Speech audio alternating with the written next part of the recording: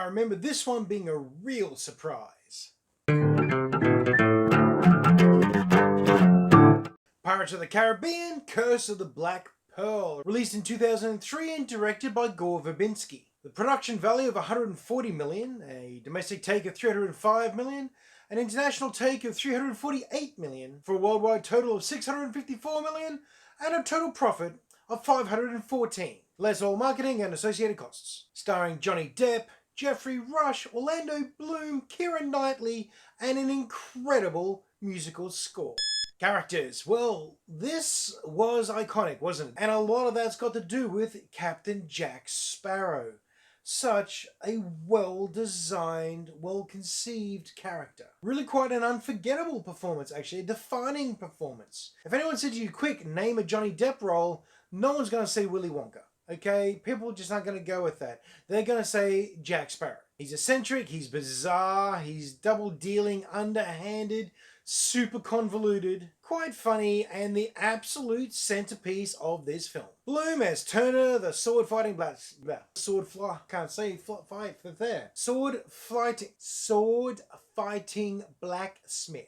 Why is that so hard? I like Bloom, I do, but you know, he's not the greatest actor at this stage of his career. I never really liked him that much as an actor at all. There's only two franchises I've really enjoyed him in anyway, and it's Lord of the Rings and this, so you know, he's good. I don't know if he's a main lead good, but he's good enough. Keira Knightley as Elizabeth? Yeah.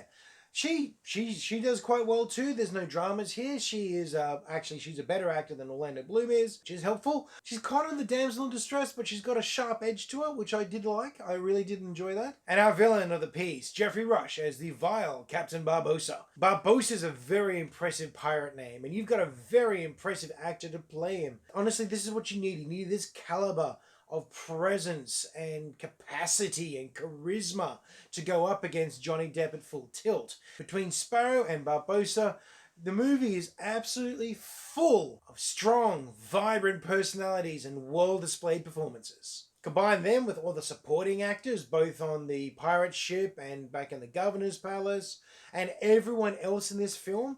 Look, it's a really strong performance. I'm going to go ahead and give characters a 4.5. Really good work.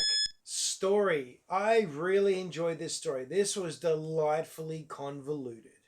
This starts off simple enough-ish. Young boy found adrift at sea holding a pirate medallion, taken into care by the governor's daughter, and with a hint of something mysterious and sinister in the background. That was pretty cool. That's a great opening. And there's off to Port Royal and the day-to-day lives, a little bit of romance tingling on the edges. Sparrow turns up and everything goes to pieces. But it's when the pirates attack Port Royal, then everything picks up speed and starts to get very, very twisted around fairly shortly after that. The way that the story wanders and zigzags and then doubles back on itself a few times, as Jack Sparrow does his best to take advantage of every situation, and every situation does its very best to kill Jack Sparrow. Making all the pirates undead was a great twist. I did not see that coming when I watched it the first time, you know, at the cinemas. But it takes you to Tortuga, picks up a crew off to the Isle de Muerte twice. For an island that cannot be found, everyone keeps going back there. Yes, I'm being a little vague in describing it on the off chance that you haven't seen this movie and that you might decide to after this review, because it really is worth the surprises in it.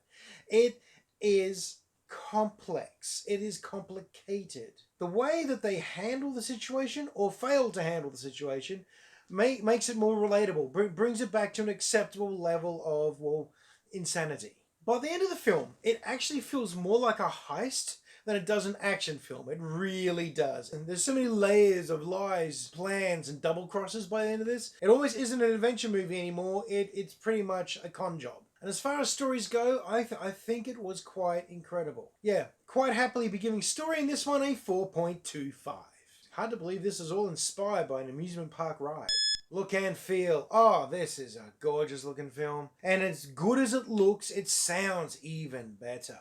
I want to stop and talk about the music, the iconic, incredible music of this film. It makes you want to have a sword fight. The music doesn't just accompany or support the movie, it picks it up and it runs with it. It gives you energy. The movie hypes you up. It's like the Star Wars or Lord of the Rings theme. It's like the Avengers theme or the Superman theme. But back to the actual look of the film, it's just so good. The uniforms look real. You could smell the crew. You're watching this movie and you could just imagine what they'd smell like. And it wasn't pleasant, but it was authentic. Port Royal looks real. Tortuga looks like a movie set. It's filmed at night in harsh contrasting colours, so whatever, Tortuga's Tortuga. We'll live with that. But Port Royal looked real. This reminded me of so many different docks I've stood on, so many beaches I've been on. I've spent a lot of time at the seaside really in my life. And in this movie, I could just feel it. I love the ships, I love the attention to detail in these ships. I love the way that they looked and felt and behaved so real. For many of the shots, they were actual real ships. And then other times it was extremely believable mock-ups and false ships out there. But they did a lot of work to make that look as good as possible, and it really paid off. And just listening to the flap of the sails while they're out there on the ocean, it transports you to a location. Again, it's not just watching a movie, you are there, and it is good value. Funny thing is, even though the CGI for the undead pirates really doesn't hold up that well today, by today's standards, you don't care at all, because everything else about the film is spectacular. I'm going to give this one a 4.5. This whole movie series has inspired some of my very favourite D&D games I've ever run. Script is good. Script is really good. Script is very engaging and engrossing. It's complicated, and you've got to pay serious attention to the dialogue, what they're discussing and why they're talking about it, and also what they're hinting at. There's a lot of innuendo, there's lots of suggestions here. They don't just lay it all out in front of you. You've got to pay attention, you've got to think about what's being said here. And all these lines are mostly being delivered by really good performers. The only weak points, admittedly, in this is the romance angle. Unfortunately, that's where it falls down a bit. Orlando Bloom's good. I still don't know if he's leading man good. It's a bit hit and miss with him sometimes. And Keira Knightley, she acts well. But her best performances are when she's bouncing off people like Barbossa or Sparrow. When it's just her and Turner, they'd be good in any other movie, right? But you got Sparrow and Barbossa and the other crew and all these other excellent actors doing their deliveries, and then comes back to these two again every now and then. Just stands out as not so great.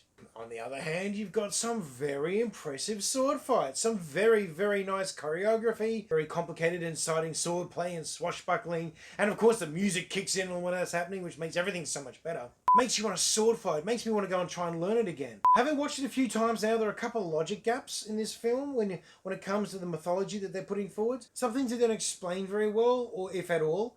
But again, that comes with several viewings, and really it doesn't matter, it's overthinking. The ship sequences are fun. The chaos and the mayhem of the melee is very, very engaging. If your enemy are undead and you know they can't be killed, perhaps close combat melee is not the best idea.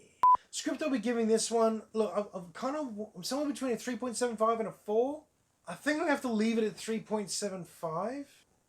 Yeah, I'm going to have to err on the side of caution here and go with the 3.75. Fun factor, no surprises here. That was a great time. I always enjoy watching this movie.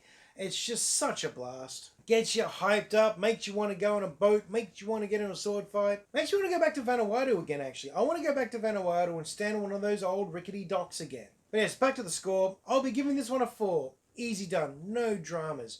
Such a good, enjoyable time. I totally recommend it. If you haven't seen it, just go see it. Just watch it. It's good. You'll have fun. Final score. Add them all together, we get ourselves a 21.